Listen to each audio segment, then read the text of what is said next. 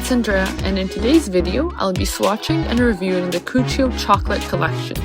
It's full of nudes and a couple shimmers, and it's a perfect starting collection for someone who doesn't want to wear a lot of bright colors or for someone looking for a lot of staple polishes for their collection.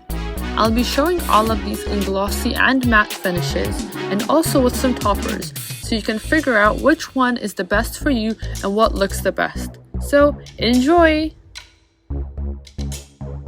The first polish in this collection is culate. It's that one staple nude that everyone needs in their collection. It's a little cool toned on the picture, and I think it actually is in contrast to the description, but it's definitely one you will need in your collection, especially for like work or office or day-to-day when you don't want to branch out into bright colors just yet, or you just can't afford to. So here's the polish in one coat. And it's actually very opaque, and I was amazed by that. And I had to keep on wiping the excess polish off the brush because of how much there was, which is also probably because it's a new bottle.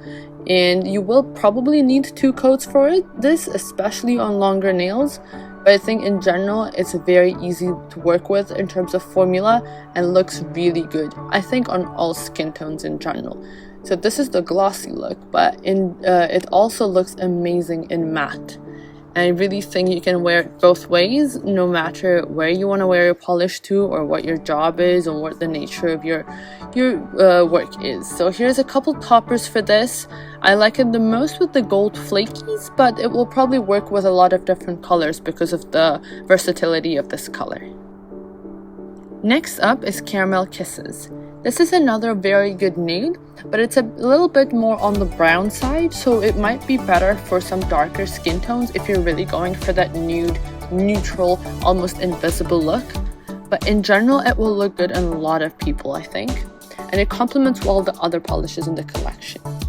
It is, again, beautifully opaque in one coat, and I've been finding that with a lot of these creams in this collection, they are super easy to work with and the formulas are just amazing. Even here, I was picking up so much polish on the brush, I did actually end up flooding my cuticles a little bit, so be aware with that, especially when you're opening up a new bottle of polish. I am doing 2 coats just because I like to do that in general for all my swatches, but with this one you could get away with 1 coat quite easily, especially if you're in a rush and just need to get a quick manicure going and get out the house. Here's the glossy finish, amazing, but I really like this one in matte as well. I tend to like a lot of nudes in matte because I think it brings out the color much more and it makes it a little more unique given that it's just a nude polish. With toppers again, I prefer some warm tone toppers for this one just because of the nature of the polish, but it works with so many different versions here and you can actually do anything you like with this one.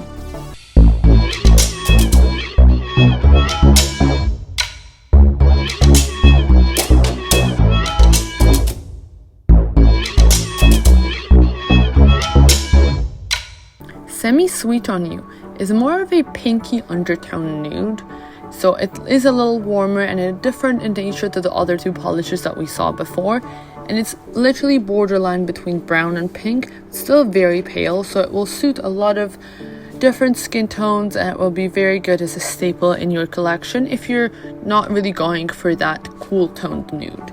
So this is your perfect warm toned pinkish nude. It really makes your nails look kind of classy, they don't stand out a lot, so perfect for your day-to-day kind of going around the house, going to work kind of way. Amazing in glossy, amazing in 2 coats as well. I think I could almost get away with 1 coat here, but just as a matter of habit, I do 2 coats, and I do recommend 2 coats, but you could get away with 1 if you really tried, which is perfect for a cream like this.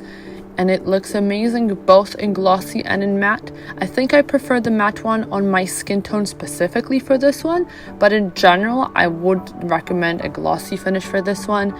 In terms of toppers, I'm not too much of a fan of toppers on this one, so I would leave it plain if I wanted to wear it on a day-to-day basis, but there's no limits with nude polishes really.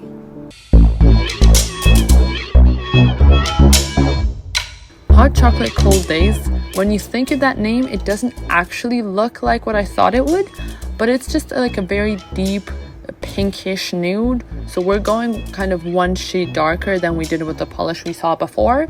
So this would be probably better for fall, as this collection is a fall collection, and maybe not necessarily an all year round polish, but it actually could work on people that are used to a lot of nude neutral shades and want to branch out a little bit into the colors, a little bit into the pink, but not too much because of how muted the color is. This one is probably the most opaque of the ones we've seen so far, and I could be just fine with one coat. Again, we're doing 2 coats here just because I want to show you what kind of a difference it makes, but this one on nails like mine or a little shorter, you'll be just fine with one coat. It looks amazing in this glossy finish and the color dries really well. I am showing you the matte as well, and I think this adds a lot to the color, and especially for fall I would definitely go for the matte option. For the summer or spring you would want to go glossy, I think. In terms of toppers, I would go cool toned on this, maybe some silver hollow or silver little flakies. That would look the best, but I think the best look for this one is just a plain matte fall look. Now we're getting into the browns, really deep dark tones. This is S'more Please, which is like the first brown in this collection. It's a little lighter than the other one, but it is just a very true brown, and it's perfect for fall. This is not necessarily anything that I think anyone would wear, but maybe this would be amazing on some darker skin tones or for someone who is looking for a typical fall shade.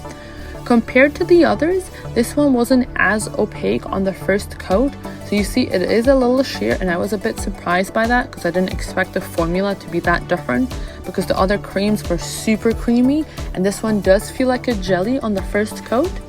But then when I added the second one, I was relieved that it's super opaque, just as we expected it to, and the formula builds up nicely. So it is just that first coat that doesn't give you what you need, but it's probably not that much of a problem, and you see that the difference between the first and the second coat is huge.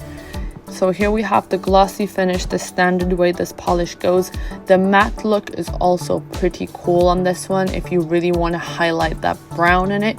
So I think the glossy one really kind of gives you a little bit of reddish shades in there as the light reflects on it, and the matte really brings out the brown. In terms of toppers, I think you really want to go gold on this one just because of the nature of the color.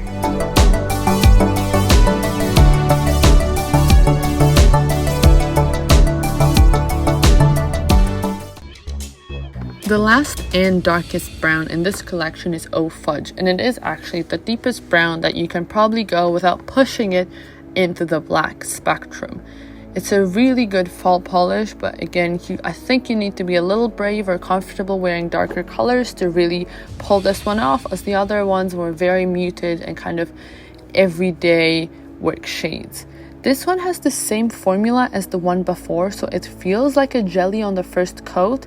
I don't know what it is about the browns that the 2 browns turned out that way compared to the other nude creams that we've seen before, but luckily, as we saw with the previous brown, this one does build up very nicely, and you can get full coverage in 2 coats, so it's not too much of a trouble. But if you are looking for one coater, I would go for the other nudes that we saw before. Again, the polishes look quite different here when we compare glossy and matte, just because the matte one really brings that brown pure color, and the glossy gives you a little bit of the undertones that are a little reddish in this one, like we had with the previous one.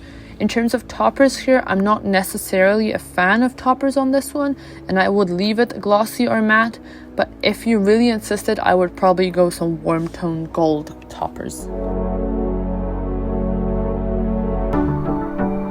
The last 2 polishes in this collection are shimmers, and the first one, getting into truffle, is super unique. I love that they included this one in the collection, that otherwise it's full of nudes and staples and standard polishes.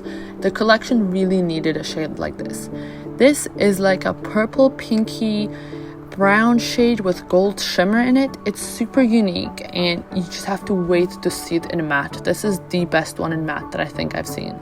And so this one has a lot of purple pink undertones, and the opacity on this is insane given the formula of the polish. I literally just wanted to leave this at 1 coat, but I knew I couldn't because we always show polishes in 2 coats, and I did not want to break that tradition. but this is a one coater shimmer unique polish, absolutely amazing. You will see more of the nature of the shade in matte, but also when you see it with the bottle, the color just comes out so much better. Here I also did a little macro shot because I wanted to show you the composition of the polish and the depth. You have a lot of pink and purple there and a lot of gold. In matte, you just bring out a lot more of the gold shimmer in there and it looks super unique.